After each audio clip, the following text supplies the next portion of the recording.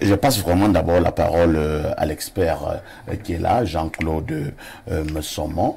Alors, Jean-Claude Messomon, en milieu jeune, quelles sont les premières causes qui amènent les jeunes à s'adonner à la consommation de la drogue? En fait, il faut d'abord savoir que la drogue, c'est une conséquence. Et comme l'aîné disait tantôt, l'éducation commence à la maison. Tout à fait. Ce que tu ne parles pas avec ton enfant à la maison, quelqu'un d'autre le fera dehors, et de la mauvaise manière. Et malheureusement, les parents sont tellement occupés, comme on dit dans le jargon du quartier, à charbonner, à chercher. Les parents sont à 5 heures, il revient à 23 heures.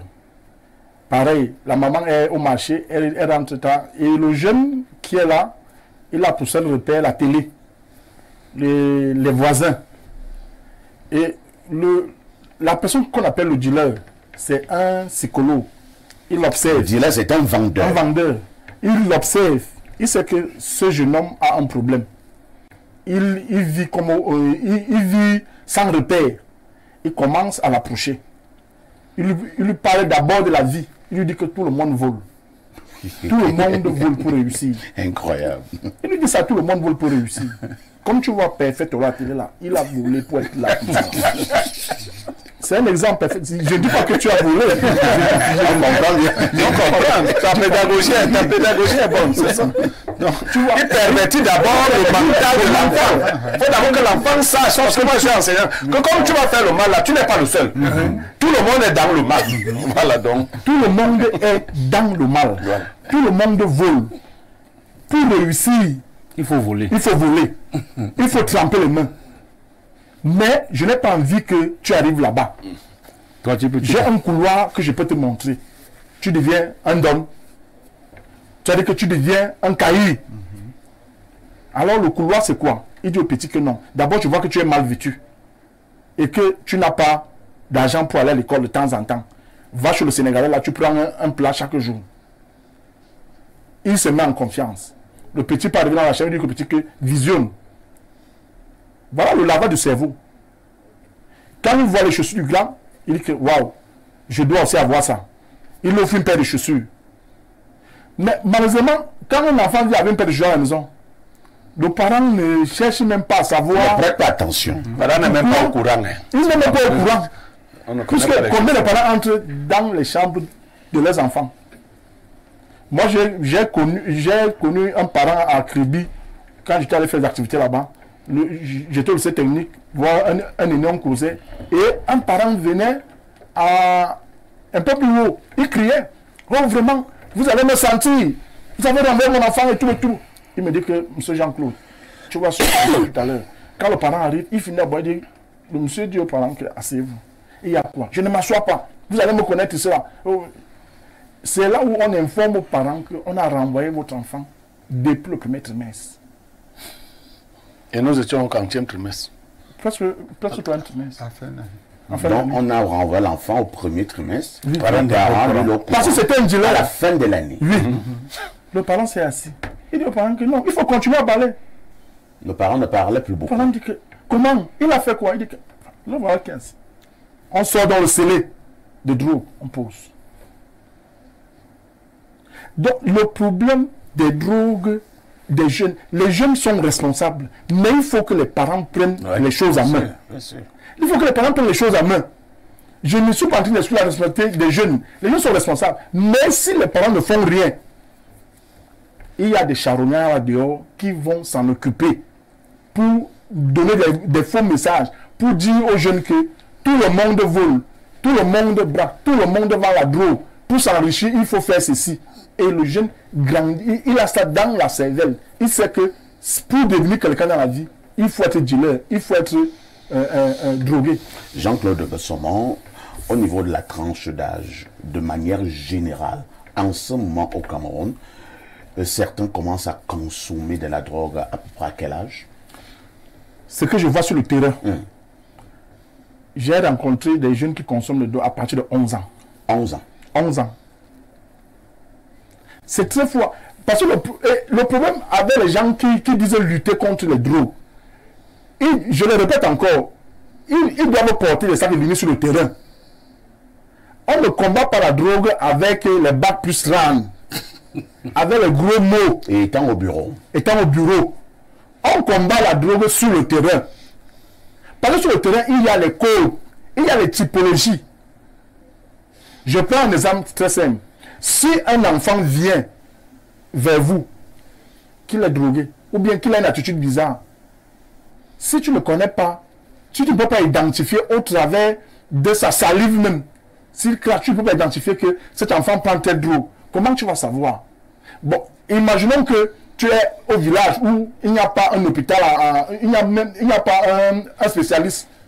Tu fais comment pour savoir? C'est pour ça que c'est des propos de formation pour des acteurs éducatifs, sur des parents, pour qu'ils puissent reconnaître au travers des doigts, la gestuelle, la manière de s'habiller, quel type de drogue. Parce que l'enfant prend peut-être le cirage. Comment tu vas savoir qu'il a pris le cirage? Le cirage pour le cirage qui, oui. Pour nettoyer les chaussures. Oui.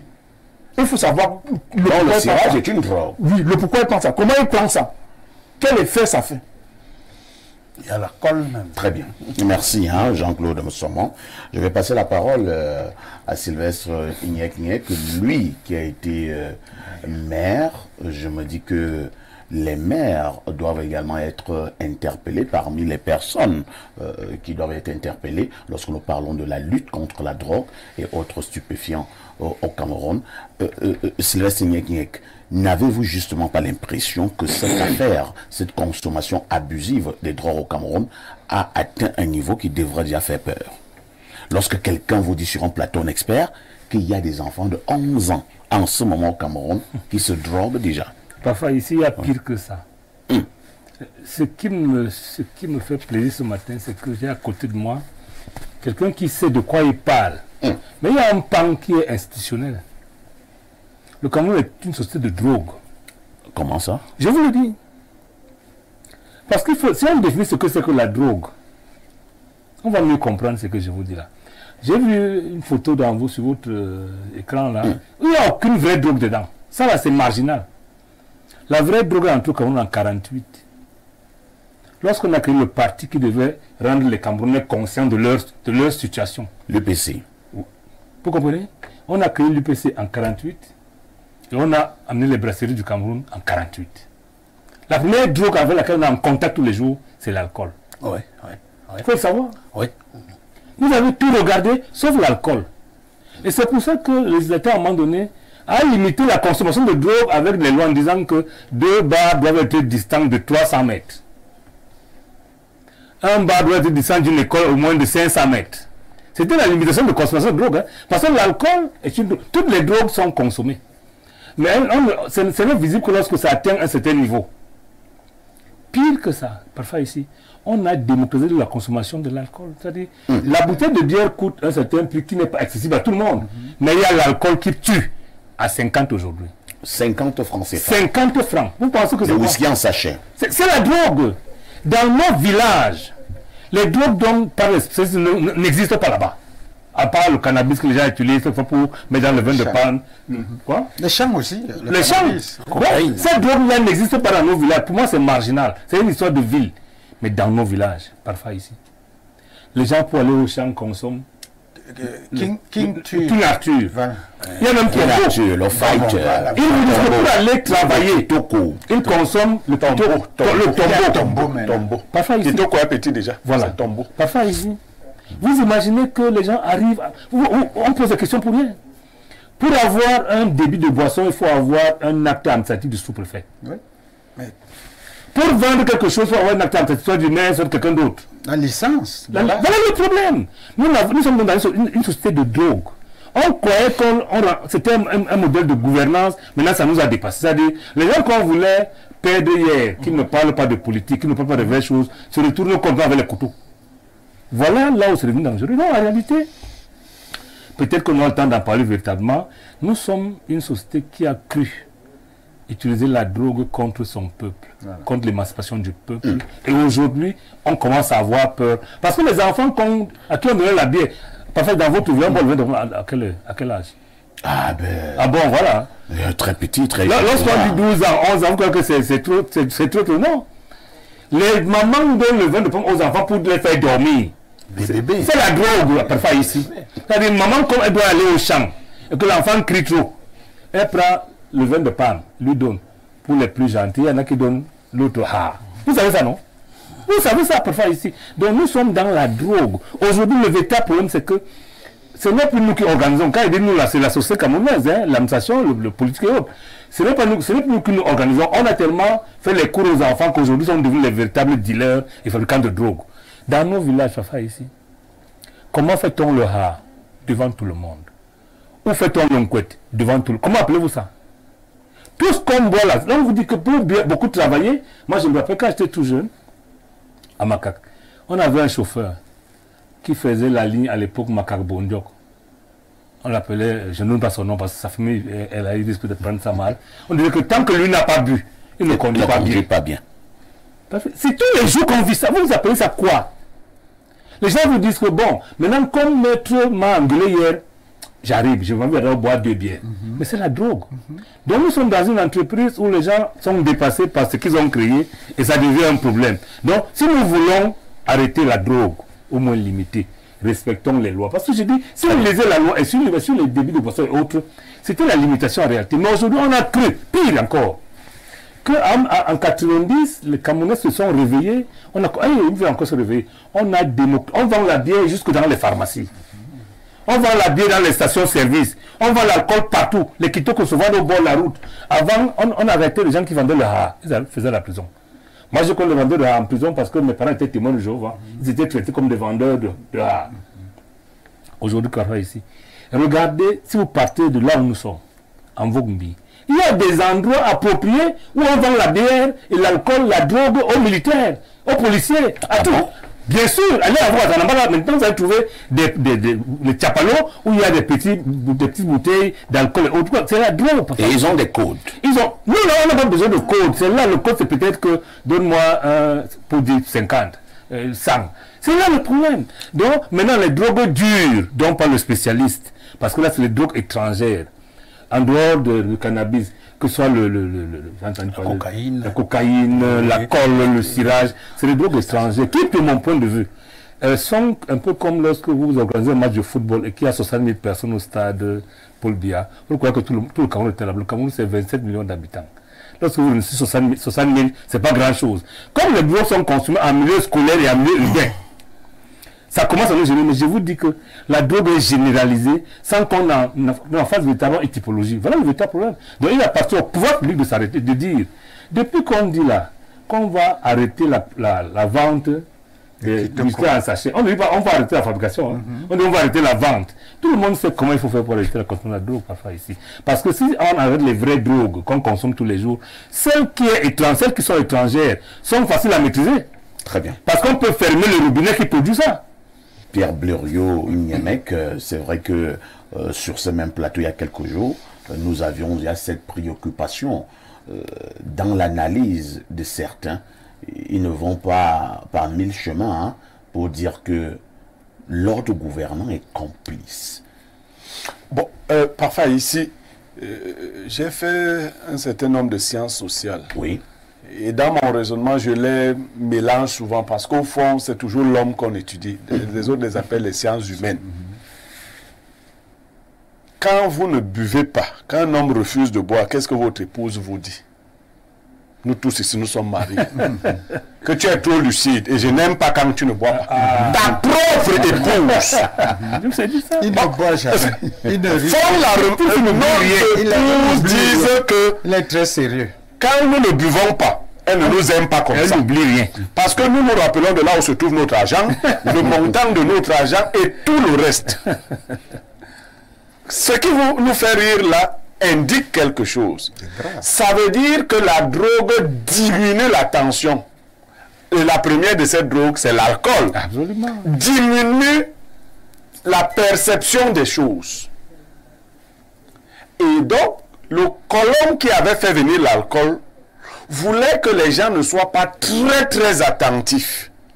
Une certaine caste était attentive, mais il ne fallait pas que tout le monde soit attentif, analyse les choses avec lucidité. Maintenant, ce qui a aggravé, pour aller très rapidement, la consommation des drogues dans nos milieux, c'est qu'on a réduit ce que nous appelons en sociologie les exutoires. Ouais. Chaque individu a une montée de libido, montée d'énergie en lui et doit trouver des moyens. Les jeunes d'une certaine époque avaient beaucoup d'activités ludiques, des jeux, des compétitions. On vantait un gars au quartier parce que nous, quand nous grandissions, le gars était le plus grand en athlétisme. Il était... Donc les jeunes faisaient des compétitions au-delà de l'école en beaucoup d'autres domaines pour performer.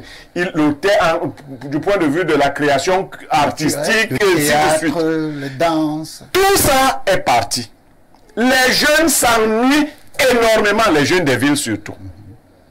Ils créent donc des sociétés à l'intérieur des sociétés, c'est de nouveaux corps sociaux. Et quand tu es dans un quartier comme le mien, Vogada, tu dois appartenir au groupe. C'est eux qui font la loi.